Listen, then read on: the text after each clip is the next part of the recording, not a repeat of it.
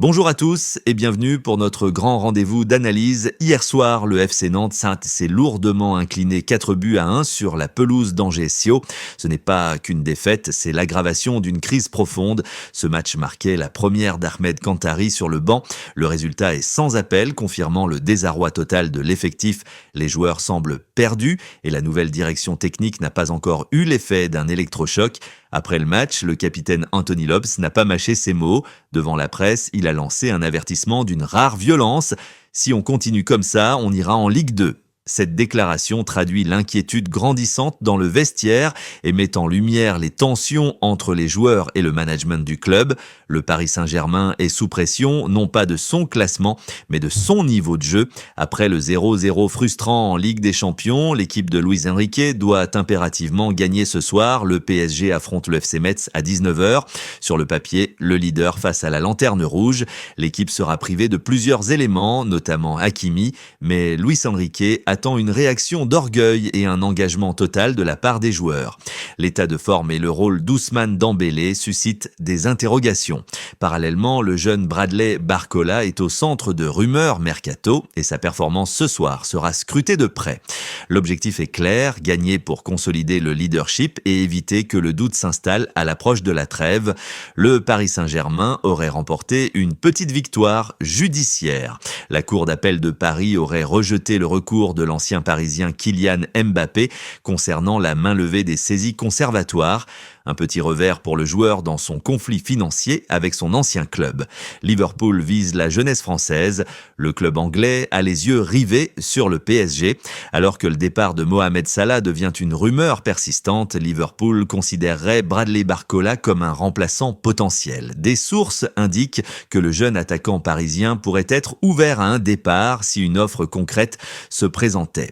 L'attaquant polonais du FC Barcelone, Robert Lewandowski, 37 ans, est au cœur de l'actualité ce week-end, principalement en raison de questions sur son avenir et sa forme physique et la politique du club à son égard. Selon plusieurs sources espagnoles, Lewandowski serait prêt à faire un sacrifice financier et à accepter une baisse de salaire pour que le club accepte de le prolonger ou de le garder dans l'effectif pour la saison 2026 à 2027.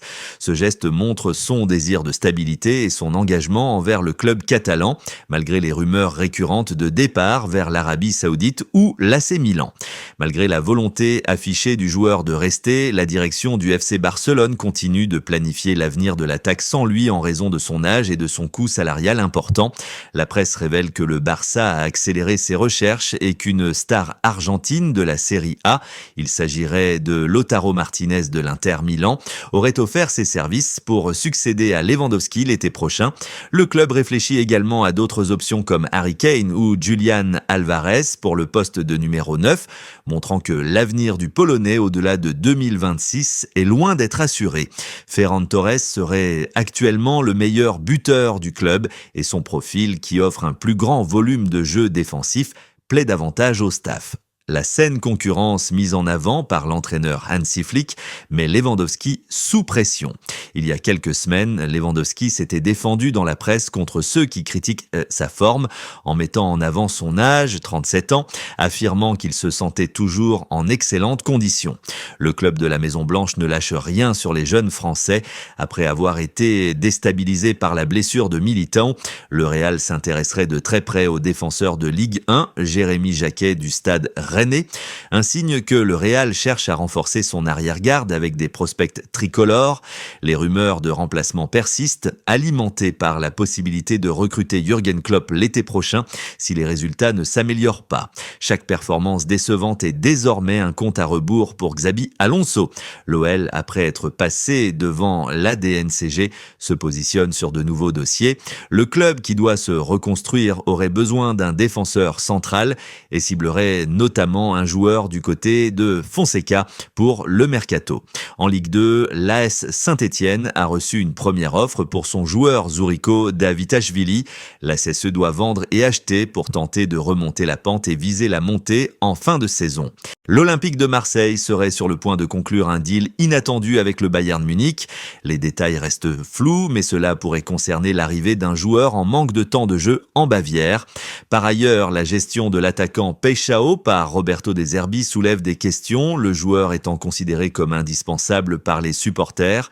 Petit tour d'horizon des autres résultats importants du vendredi 12 décembre. Le Mans a profité de sa victoire pour s'installer à la deuxième place du classement, mettant la pression sur le leader. Le FC Rouen a remporté son derby et s'assure de passer la trêve de Noël en tête du national. Une belle performance. L'international tunisien Wabi Kazri, bien connu de la Ligue 1, a officiellement annoncé qu'il prenait sa retraite professionnelle. Le match entre Valenciennes et Sochaux a été définitivement arrêté suite à des incidents impliquant des supporters de VA. Le club risque désormais de très lourdes sanctions sportives et financières. Voici, c'est la fin de notre JT Football. Pensez à vous abonner et à liker la vidéo.